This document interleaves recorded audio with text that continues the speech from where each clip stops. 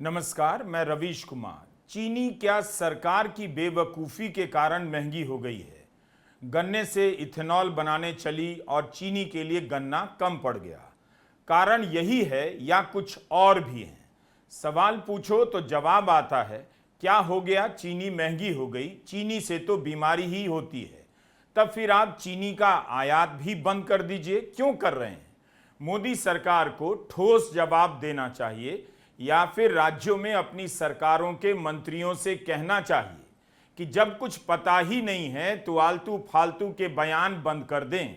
वैसे तो 100 चीजें हैं जिनके खाने से बीमारी हो सकती है, तो क्या यही तरीका है कि दाम बढ़ा दिए जाएं? उन्हें क्यों सजा मिलनी चाहिए जो सब कुछ सीमित मात्रा में खाते हैं? चीनी जीवन का अनिवार्य हिस्सा है। महंगी होगी तो लोगों के जीवन पर असर पड़ेगा। बीमारी के नाम पर महंगाई को सही बताने वालों से पूछना चाहिए कि चीनी के साथ साथ गुड़ क्यों महंगा हो गया। 50 रुपए किलो गुड़ बिक रहा था, 60 रुपए किलो बिकने लगा है। क्या लोग चीनी छोड़कर गुड़ ज्यादा खाने लगे हैं? इसीलिए सरकार को साफ साफ बताना चाहिए। चीनी मिल के लोग अखबारों से कह रहे हैं उनके पास स्टॉक की कमी तो नहीं, फिर दाम क्यों बढ़ रहे हैं? 20 दिनों में 20 रुपए किलो चीनी महंगी हो जाए तो जवाब इसका दिया जाना चाहिए, ना कि चीनी की केमिस्ट्री पढ़ाई जानी चाहिए। एक साल में चीनी के खुदरा मूल्य में 53% की वृद्धि हो गई। त्योहारों के कारण अगस्त के महीने में चीनी के दाम आमतौर पर बढ़ जाते हैं, मगर इस बार रिकॉर्ड स्तर पर चीनी महंगी हुई है। पिछले साल 21 अगस्त को चीनी 45 रुपए किलो के भाव से मिल रही थी। इस साल 21 अगस्त को चीनी का भाव 69 रुपए किलो पहुंच गया। कहीं कहीं चीनी का भाव 70 रुपए किलो भी हो गया है। यही चीनी 21 जुलाई 2026 को 51 रुपए किलो मिल रही थी। अब 21 अगस्त को बिहार के गांव में 70 रुपए तक में मिल रही है। पैकेट में मिलने वाली ब्रांडेड चीनी 80 रुपए किलो मिल रही है। आम लोगों की जेब से इसी तरह कभी 10, कभी 20, कभी 50 के हिसाब से पैसा निकलता जा रहा है। उनकी बचत का हाल बहुत बुरा है। चीनी के दामों को मॉनिटर करने वाली एक वेबसाइट है चीनी मंडी। इस पर दिए गए आंकड़ों के अनुसार 20 अगस्त को देश की प्रमुख मंडियों में चीनी की कीमतों में एक दिन में करीब 400 रुपए से लेकर 525 रुपए प्रति क्विंटल तक उछाल आ गया। जाहिर है खुदरा बाजार में भी हाहाकार मचा होगा। लोगों की जेब खाली होने लग गई होगी। जेब तो E20 को अनिवार्य करने के फैसले से भी खाली हो रही है। माइलेज कम होने के कारण लोगों ने अपनी दूरी तय करने के लिए ज्यादा पेट्रोल भराने शुरू कर दिए। उनके महीने का बजट बढ़ गया है। मिंट अखबार में खबर है कि E20 से होने वाले नुकसान से बचने के लिए लोग प्रीमियम पेट्रोल भराने लगे हैं। मार्च महीने में जितना पेट्रोल बिका है उसमें प्रीमियम पेट्रोल की बिक्री का हिस्सा 4% ही था, अब 12 से 14% हो गया है। यानी लोग अपनी कार बचाने के लिए, माइलेज बचाने के लिए 110 से लेकर 115 रुपया लीटर पेट्रोल भराने लगे हैं। आम जनता समझ नहीं पा रही है कि हर दिन महंगाई का नया नया हमला कैसे हो रहा है। 80 करोड़ लोग मुफ्त अनाज पर निर्भर हैं। भारत के ज्यादातर लोग कम सैलरी की नौकरी करते हैं। नोटबंदी नाम का एक फ्रॉड हुआ। क्या हुआ? आज जितना डॉलर चलन में है उससे 3 गुना भारत का करेंसी नोट चलन में है। नोटबंदी को भी क्रांतिकारी फैसला बताया गया, जिस तरह E20 को बताया जा रहा है। हमारा सवाल है, क्या चीनी सरकार की बेवकूफी के कारण महंगी हो गई? अगर ऐसा है तो इसकी कीमत जनता क्यों चुकाए? दुनिया में चीनी उत्पादन के मामले में भारत दूसरा बड़ा देश है और चीनी सबसे ज्यादा खपत भारत में ही होती है। जून के महीने में रॉयटर्स के राजेंद्र जाधव की रिपोर्ट आई कि भारत में चीनी का उत्पादन कम होता जा रहा है। इसकी वजह है एल निन्यो, जिसके कारण मॉनसून की बारिश कम होती जा रही है।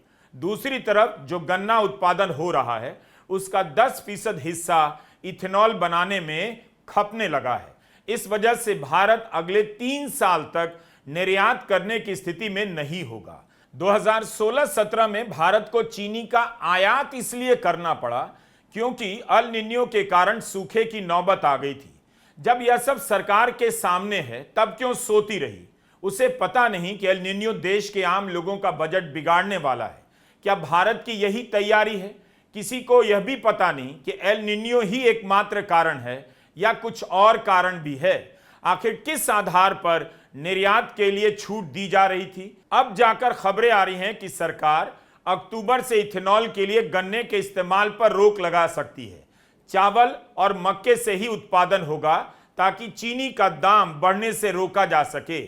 कहीं ऐसा तो नहीं कि एल निन्यो का भूत खड़ा कर दाम बढ़ाने के नए नए रास्ते बनाए जा रहे हैं और दाम इतना बढ़ गया अब रोकने के, कम करने के तरीके अपनाए जा रहे हैं ताकि जनता को लगे सरकार वाकई कुछ कर रही है। अब तो चीनी का निर्यात भी मुश्किल होता जाएगा। 4 साल पहले तक भारत चीनी शीरा और इससे बने उत्पादों का 1.33 करोड़ टन निर्यात कर रहा था। इसके बाद हर साल निर्यात में गिरावट होती रही और इस साल निर्यात जीरो रह सकता है। विदेश व्यापार के महानिदेशालय ने 13 मई को आदेश जारी कर दिया कि 30 सितंबर तक निर्यात नहीं होगा, तो निर्यात बंद करना पड़ रहा है। यानी किसी को पता चल गया था मई के महीने में कि संकट आने वाला है। फिर मई से लेकर जुलाई तक सरकार ने क्या किया? निर्यात की स्थिति इसी साल खराब नहीं हुई, इसके संकेत पिछले साल भी मिलने लगे थे। नवंबर 2025 में भारत ने 20 लाख मीट्रिक टन चीनी निर्यात का फैसला किया।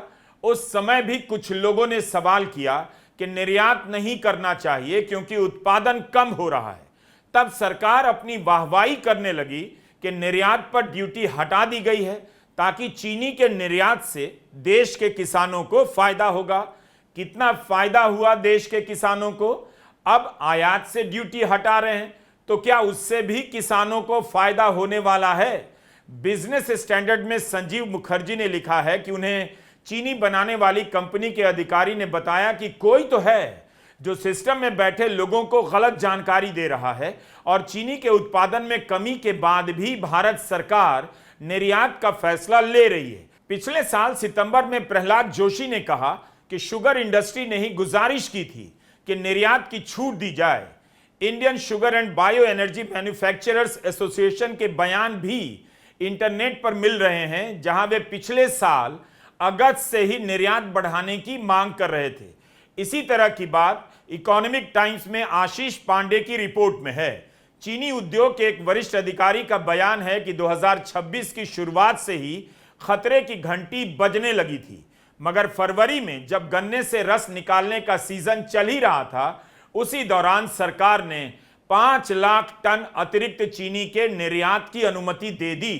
पहले से 15 लाख टन की अनुमति दी जा चुकी थी, उसके ऊपर अलग से 5 लाख टन के निर्यात की अनुमति क्यों दी गई? जबकि मार्च से ही जानकारी आने लगी कि चीनी मिलें अपने टारगेट पूरी नहीं कर पा रही हैं। क्या इसका मतलब है कि गन्ने की सप्लाई उस समय से ही बाधित होने लगी थी? इस अधिकारी ने भी उसी बात की ओर इशारा किया है कि सिस्टम को भ्रमित किया गया कि सप्लाई ठीक है, जबकि ऐसा नहीं था। यह वजह भी रही इस साल मार्च के महीने से चीनी का दाम बढ़ने लगा। मार्च में चीनी 41 रुपए किलो हो गई और इस समय 70 रुपए किलो बिक रही है। 2 अलग अलग अखबारों की रिपोर्ट पढ़ने से कारण कुछ और समझ आता है। निर्यात का फैसला किसके फायदे के लिए किया जा रहा था? जब सप्लाई पर असर दिखने लगा। 5 महीने से इथेनॉल के चक्कर में सारा देश गोल गोल एंड राउंड राउंड घूम रहा है। E20 को लेकर 100 थ्योरी चलाई गई। बीजेपी के सांसद जनार्दन मिश्रा ने E20 का विरोध करने वालों से कहा, शुद्ध पेट्रोल क्या तुम्हारे बाप के घर से आएगा? सरकार को बताना चाहिए E20 के चक्कर में उसका कितना पैसा बच रहा है और पब्लिक का कितना पैसा खर्च हो रहा है। इसमें वह केवल कच्चे तेल का दाम ना बताए, उन चीजों की भी जानकारी दे जिनके दाम इन दिनों बढ़े हैं, जिनका संबंध E20 से हो सकता है। 10 जुलाई को पीआईबी की तरफ से बताया जाता है कि 2014-15 से लेकर अभी तक 1.97 लाख करोड़ विदेशी मुद्रा की बचत हुई है, क्योंकि 316 लाख मीट्रिक टन कच्चे तेल का आयात कम हुआ है। एक साथ 12 साल का हिसाब जोड़कर बताया जाता है। इस साल का नहीं, पिछले साल का नहीं, 12 साल का हिसाब, ताकि आपको करीब करीब 2 लाख करोड़ का आंकड़ा बहुत बड़ा लगे। भारत सरकार के मुख्य आर्थिक सलाहकार अनंत नागेश्वरन ने लिखा है, भारत का कच्चे तेल का जो आयात बिल है उसमें 3 से 4% तक का ही फर्क पड़ा है, यानी बहुत बड़ा बदलाव नहीं आया है। पीआईबी जिस 2 लाख करोड़ की बात कर रही है 2014-15 से, नागेश्वरन के बयान के साथ देखिए, तब जाकर आप खेल पकड़ पाएंगे। इस बीच पब्लिक की बचत कितनी उड़ गई होगी, कोई उसे जोड़कर बताए कि 2 लाख, 3 लाख या 5 लाख करोड़ का नुकसान हो गया। चीनी के साथ साथ गुड़ भी तो महंगा हुआ, दूध, अंडा अलग से। इथेनॉल के बनाने में खराब अनाज का इस्तेमाल होता है। खराब हो चुके अनाज से पशुओं के आहार और मुर्गियों के लिए दाने बनाए जाते हैं। जैसे ही इथेनॉल बनाने में खराब अनाज का इस्तेमाल बढ़ा, इसके कारण पशुओं के आहार महंगे होने लगे। दैनिक भास्कर ने लिखा है कि पशु आहार 8 से 10% तक महंगा हुआ। इसके कारण दूध, अंडे की कीमतें भी 5 से 10% तक बढ़ गईं। अंडा तक महंगा हो गया। आपकी जेब में दर्जनों छेद कर दिए गए हैं। केवल 33% इथेनॉल गन्ना और उसके उत्पादों से बनता है। 67% मक्का, चावल की टुकड़ी और खराब अनाज से बनता है। ऑल इंडिया डिस्टिलर्स एसोसिएशन का कहना है कि पिछले साल 720 करोड़ लीटर इथेनॉल बना। उसके लिए 1.33 करोड़ टन अनाज और 25 लाख टन चीनी बनाने लायक गन्ना शीरा लगा। साफ है, चीनी बनाने लायक गन्ना इथेनॉल बनाने में लग गया और चीनी की उपलब्धता पर असर पड़ा। 19 अगस्त की बेल्ला जयसिंघानिया की टाइम्स ऑफ इंडिया में रिपोर्ट है, एक हफ्ते के अंदर अंदर मुंबई के कुछ इलाकों में चीनी का दाम 8 रुपए बढ़ गया। कारण बताया गया गिरती सप्लाई, बढ़ती मांग और इथेनॉल फ्यूल ब्लेंडिंग के लिए गन्ने का इस्तेमाल। तमाम अखबारों में मीडिया रिपोर्ट में इथेनॉल के लिए गन्ने की बढ़ती सप्लाई को चीनी के बढ़ते दामों का कारण बताया जा रहा है। क्या इस पर भी सरकार का खंडन आने वाला है? फेक न्यूज का ठप्पा लगा दिया जाएगा? उपभोक्ता मंत्रालय ने एक बयान जारी किया है। कहा है कि यह बात गलत है कि इथेनॉल बनाने में गन्ने का इस्तेमाल बढ़ा है, इसलिए चीनी की कमी हुई है। तथ्य यह है कि कई वर्षों से इथेनॉल बनाने में गन्ने की हिस्सेदारी घटी है। चीनी की जो कमी हुई है वो कई कारणों से हुई है, जैसे बारिश के दिनों में गन्ने के खेतों में ज़्यादा पानी लग जाने से रेड रॉट, टॉप बोरर नाम की बीमारियां हो जाती हैं। इस कारण भी उत्पादन कम हो जाता है, जिसका असर चीनी के दाम पर पड़ा है। 10 साल में सरकार को कभी आयात नहीं करना पड़ा। इस साल ऐसा क्या बदल गया कि आयात की नौबत आ गई? Directorate general of foreign trade ने कहा है कि स्टॉक होल्डिंग पर भी सीमा है। अब 15 दिनों से ज्यादा का स्टॉक कोई नहीं रख सकता। 20 अगस्त की रात फैसला करना पड़ा भारत सरकार को कि 10 लाख टन चीनी का आयात होगा और उस पर कोई ड्यूटी नहीं लगेगी। 21 अगस्त की सुबह चीनी बनाने वाली कंपनियों के शेयरों के भाव 5% तक गिर जाते हैं। सरकार में कौन इस तरह से फैसले ले रहा है कि एक झटके में आम निवेशकों को घाटा हो जाता है, उपभोक्ताओं की जेब खाली हो जाती है। बाजार में भी जनता लुट रही है, शेयर बाजार में भी लुट जाती है। अलग अलग राज्यों के मंत्रियों को कुछ पता है नहीं, जमाखोरों को चेतावनी देने लग जाते हैं, जिससे पब्लिक को लगे मंत्री जी को सब पता है। तो क्या जमाखोरों ने इतनी जमाखोरी कर ली कि चीनी 20 रुपए किलो महंगी हो गई? और आप मंत्री होकर कर क्या रहे थे कि जमाखोरी हो रही थी?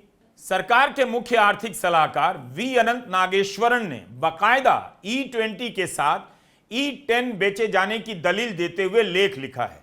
क्या भारत के आर्थिक सलाहकार को भी नहीं पता था कि इथेनॉल के उत्पादन में गन्ने की खपत बढ़ती जा रही है, चीनी की सप्लाई पर असर पड़ रहा है और चीनी महंगी हो सकती है? उनके लेख में चीनी की उपलब्धता पर आधी पंक्ति में इशारा किया गया है।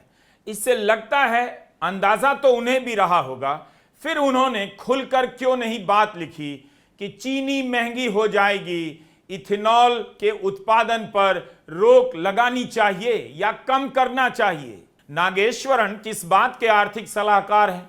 इथेनॉल को लेकर आर्टिकल लिखते हैं और दूध, अंडा, पशु आहार से लेकर चीनी और गुड़ के महंगे होने की बात तक नहीं लिखते, जबकि उस समय तक दाम बढ़ने लगे थे। नागेश्वरन का लेख इंडियन एक्सप्रेस में 17 अगस्त को आया है कि करीब 8 करोड़ दुपहिया वाहन कार्बोरेटर पर चलते हैं। इन्हें E20 के इस्तेमाल से नुकसान होगा क्योंकि यह E20 के साथ कंपेटेबल नहीं है। 8 करोड़ दुपहिया वाहनों को नुकसान हो रहा है। यह किसे हो रहा है? देश के आम लोगों को। जीने भर कमाने वाले लोगों की बाइक खराब हो रही है, माइलेज घट रही है और मुख्य आर्थिक सलाहकार लेख लिख रहे हैं। क्या 8 करोड़ दुपहिया वाहनों को इस घाटे से बचाने के लिए E20 को एक झटके में वापस नहीं लेना चाहिए था? E10 का विकल्प साथ साथ नहीं देना चाहिए था? अनंत नागेश्वरन कहते हैं कि आप देश के हर दुपहिया वाहन में E20 का इंजन या फ्यूल पंप फिट करने निकलेंगे तो सालों लग जाएंगे। इसलिए E20 के साथ E10 को लाना होगा। अगर किसी की बाइक खराब हुई है, पेट्रोल भराते भराते परेशान है, उसकी कमाई की भरपाई कौन करेगा? क्या नितिन गडकरी करेंगे? E20 के कारण लोगों के जीवन पर चौतरफा हमला हो रहा है। यह हमला ही है। हम कहेंगे तो आपको E20 ही लेना होगा और 1 अप्रैल से ही लेना होगा। नितिन गडकरी कह रहे हैं एक भी शिकायत नहीं आई कि गाड़ी खराब हुई।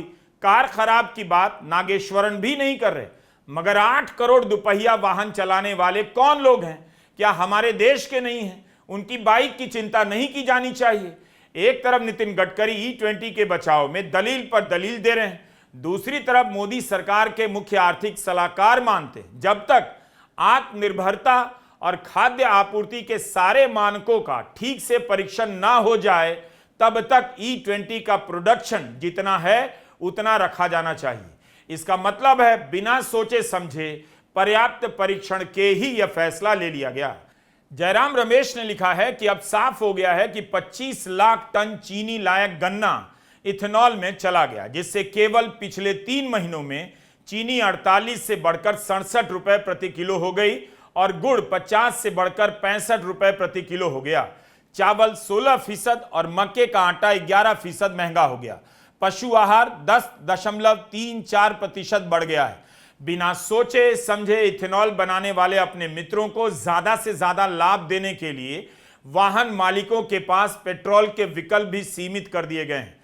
पर E20 से वाहनों के माइलेज और अनुकूलता पर गंभीर सवाल बने हुए हैं। हैरानी की बात है कि अंतर्राष्ट्रीय कच्चे तेल की कीमतों में कमी और 20% इथेनॉल मिलाने से आई लागत में कमी के बावजूद पेट्रोल के दामों में कोई कमी नहीं की गई। जयराम रमेश का कहना है कि कांग्रेस कार्य समिति ने 19 अगस्त को E20 के कारण हो रही परेशानियों को लेकर चिंता जताई है। अहंकारी मोदी सरकार के गलत फैसलों के कारण जनता महंगे खाने, महंगे सफर दोनों की कीमत चुका रही है।